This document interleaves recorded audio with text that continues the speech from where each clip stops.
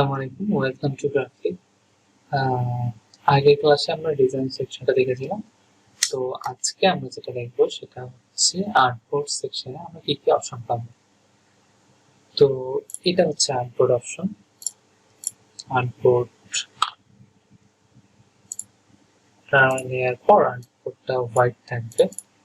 তো এই উপরের যে বারটা দেখতেছি এটাকে অপশন বার বলা হয়।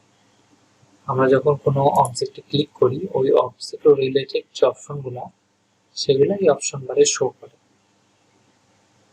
আর এখানে আর্টবোর্ড বোর্ডের উপরে এখানে হচ্ছে অ্যাড পেজ, তার মানে আমি যদি ক্লিক করি একটা পেজ অ্যাড হবে। এরপরে হচ্ছে ডুপ্লিকেট অপশন।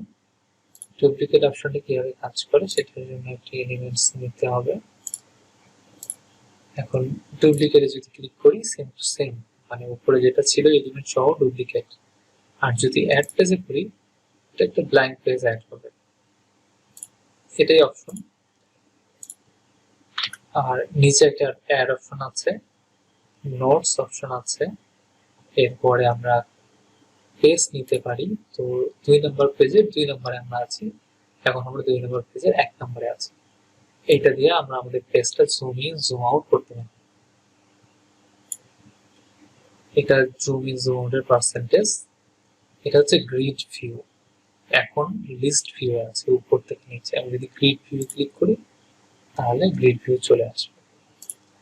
এটা হচ্ছে কোনো কিছু ফ্রি ভিউ বা ফুল স্ক্রিনের জন্য, আর এটা হচ্ছে হেল্পের জন্য। তো মোটামুটি আমরা আর্টবোর্ড নেওয়ার পর এই ইন্টারফেসে এই অংশগুলো নিয়েই আমরা কাজ করব। তো নেক্সট ভিডিওতে আমরা এলিমেন্টস অপশন নিয়ে কথা বলবো। তো আজকে এই পর্যন্তই, সবাই ভালো থাকবেন। আসসালামু আলাইকুম।